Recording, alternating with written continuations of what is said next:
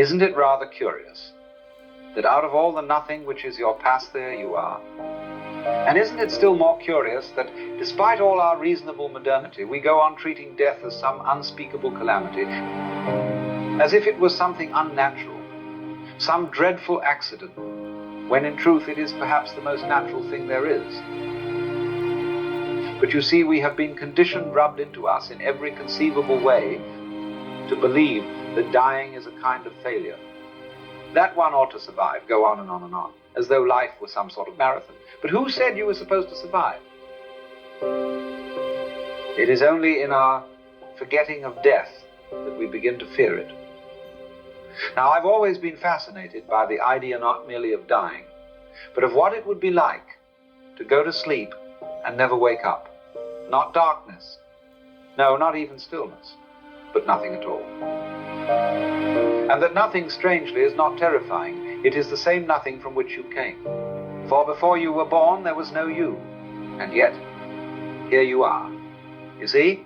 So perhaps, just perhaps, what we call death, what we so dread, is merely the back of the mirror. And if you look closely enough, you may find it's no tragedy at all. But the very key to understanding what this whole business of living is really about. You see, there really isn't anything radically wrong with being sick or with dying. That is to say, whoever gave you the notion that you were supposed to survive, that you were to be here forever, as some permanent fixture in the universe? We live under this curious delusion that it's somehow a virtue to go on and on and on, as if continuity in and of itself were meaningful. But look around. Nothing in nature survives indefinitely. The leaves fall, the stars burn out, even the mountains crumble. And it is precisely because things end that the whole dance can go on. Why else would we have children? Why else should a tree bear fruit? It is nature's way of passing the torch, of saying, you needn't carry this forever. For it is far more amusing, far more lively, for life to carry on through a succession of forms, rather than always through the same one. Each child is the world renewed, and when you see through a child's eyes, the most ordinary things are marvelous. The scratches on the floor hold magic because they are not yet seen in terms of utility, of survival and profit. But when all things are reduced to value, usefulness, purpose, when we cease to see the magic we have, as it were, played our part, nature has no more use for us. We are no longer aware of itself, and so we die. This isn't something to mourn. It is the game. The falling leaf feeds the soil. The rotting branch becomes humus. Out of the death of one form springs the life of another. It is not a failure to die. It is simply time for something else to be born. We live in a culture, particularly this Western modern industrial sort of culture, where it has been impressed upon us in every possible way that death is a disaster. It is regarded as a failure, as if someone has made a dreadful mistake, and so we cover it up. We hush it away. We hide it in hospitals, behind white sheets and sterile corridors. Death is pushed out of sight, like some indecent thing we must not speak of in polite conversation. And this has become one of the great problems in medicine, that when someone is dying, the family conspires with the doctor to hide it, to say, don't tell her, don't tell him, it might upset them, as though not knowing would somehow make it all go away. And so the dying are left in silence, drugged, unprepared, untouched by the final grace of the thing itself. But you see, death, when fully met, can be an awakening. For when one is in an absolutely extreme situation, and one accepts it, there is the potential for a natural Sartoria sudden seed. I have known men who, in the war, heard the whistle of a bomb coming straight for them, and in that moment surrendered entirely.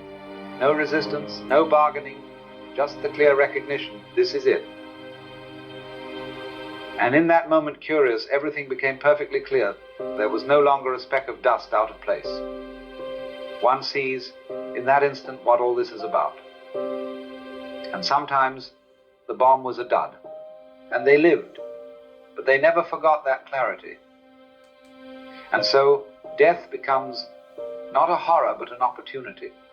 Not a tragedy, but a letting go so complete that what remains is freedom. But we have missed it, because we have pushed it away, hidden it, made it indecent. And in doing so, we have robbed it of its meaning. The real difficulty with death is not the end of breath or heartbeat. It is that it presents a situation the ego cannot handle. The ego, that social image of oneself, the name, the history, the responsibility, the role is being taught from the very beginning to cling, to fixate, to continue. And death says, no, there is nothing more to be done. And so the ego panics. But here lies the wonder of it all.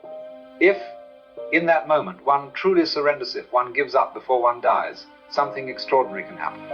A moment of stillness, where the whole illusion collapses, where the frantic machinery of trying to manage the universe is abandoned, and suddenly clarity. You realize there's nothing to hold on to, and more so than ever was. For in that surrender, there is a glimpse of something quite beyond the ego. Not a new idea, not a belief, but a knowing. That everything, every moment, every sound, every breath has always been exactly as it must be. There isn't a speck of dust in the whole cosmos that's out of place. And in that vision, you see that the whole striving was unnecessary. The anxiety, the control, the illusion of separateness, it was all a kind of play. So death, in this sense, is not an enemy. It is a teacher. It is the moment the curtain falls away and the actor steps off the stage, not into darkness, but into reality. But we must meet it with eyes open. We must allow it to teach us. And then perhaps we will say, I wouldn't have missed that for the world. Most people, when they think of death, imagine it as some sort of eternal darkness, as if being dead were like being buried alive, a suffocating, endless night. But that, of course, isn't it at all, because we only know darkness by contrast with light. And when there's no one left to experience contrast, there isn't even darkness. There's nothing. Now that may sound terrifying, but pause for a moment. When you go to sleep without dreaming, are you afraid? Do you worry about what it's like to be unconscious? You simply aren't there. There's no watcher, no sufferer, no one left to even say, this is nothing. And if you were to sleep deeply and forever, it wouldn't feel like a black void. It would feel like nothing whatsoever. No time, no space, no thought, no fear, just as before you were born. Before you were born, you didn't exist. There was no problem with that. You weren't lonely, you weren't bored, you weren't worried about anything. There was no you to be troubled. And yet, out of that apparent nothingness, you happened. You see? So if it happened once, it can happen again. If out of nothing you emerged once, why not again? Death is not the permanent end people think it is. It's not a tomb of darkness. It's not an experience at all. It is the absence of experience. And oddly enough, that absence isn't a tragedy. It's only tragic from the standpoint of the ego, which wants desperately to continue. But in the grand play of the universe, to stop is to rest. And to rest is to begin again. Now if, when you are dead, you return to that state from which you came, that is to say, the same state you were in before you were born, then there's nothing at all to fear, because you've already been there. And look, you happened. Before memory, before language, before anything you could call you, there was that same blank, that same silence. And out of it, the stars spun, the earth formed, your parents met, and suddenly there you were. blinking at the ceiling in a cradle.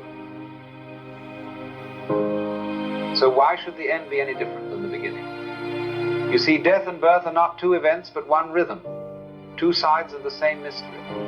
And what we call death is not a final wall, but the back of the mirror, the other side of being. We do not remember being born, and we shall not remember having died. But the universe remembers. The universe eyes again and again, in infinite forms. And so if it happened once, why shouldn't it happen again? Not you again in the sense of John Smith or Mary Jones, not the personal ego, but the experience of being itself, the flowering of awareness, the sudden, inexplicable I. As you did not choose to be born, you will not choose to die. But the pattern goes on. The seed falls, the flower fades, but life does not stop. It simply changes its mask, and the show goes on. So death is not the opposite of life. Death is the opposite of birth. Life is the dance in between. And both the opening and the closing are parts of the same eternal breath. Let us suppose something rather curious, that the universe, this whole thing, eyes. It becomes aware of itself. Just as a tree apples or a star shines, the universe peoples. And in so doing, it eyes. It looks out through these forms we call I.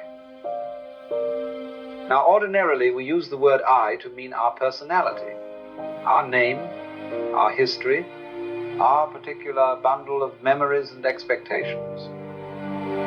But that is merely a social convenience, a useful fiction.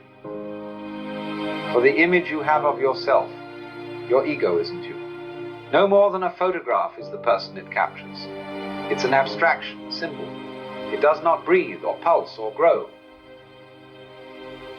You see, you are not merely your thoughts about yourself.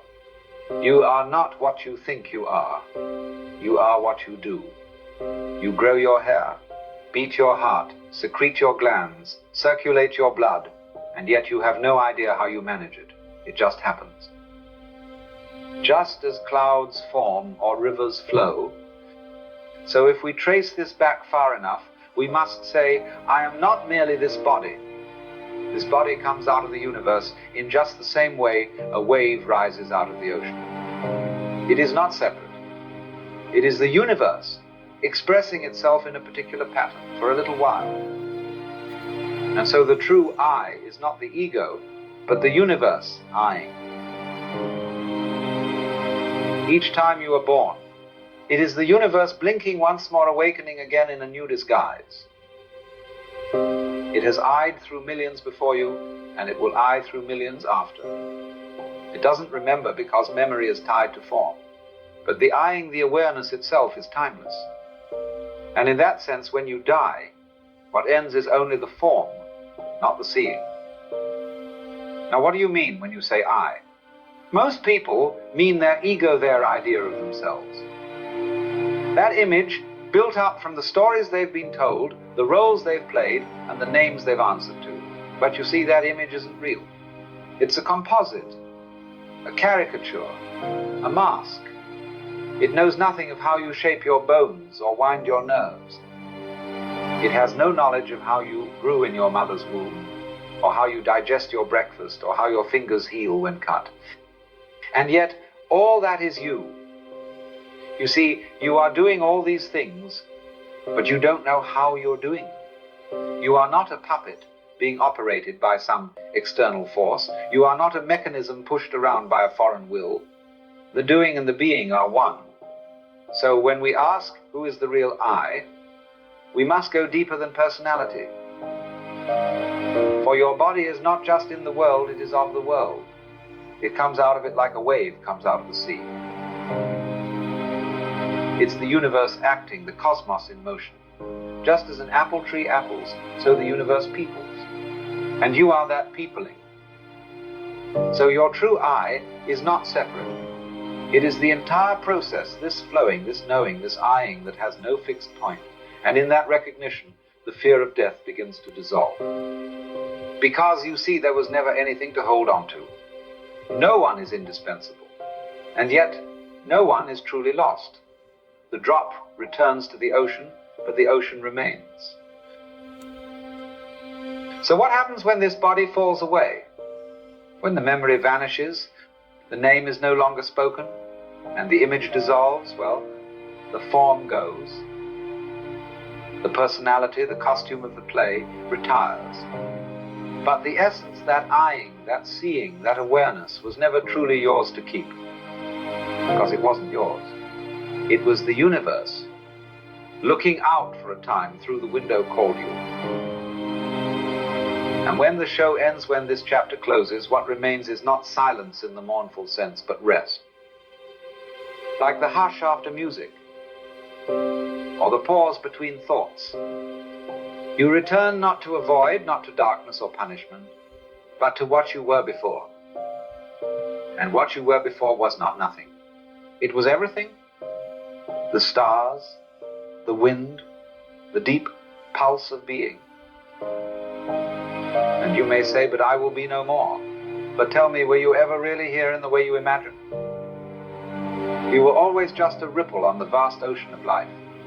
A beautiful, temporary, shimmering crest. And when it passes, does the sea not remain?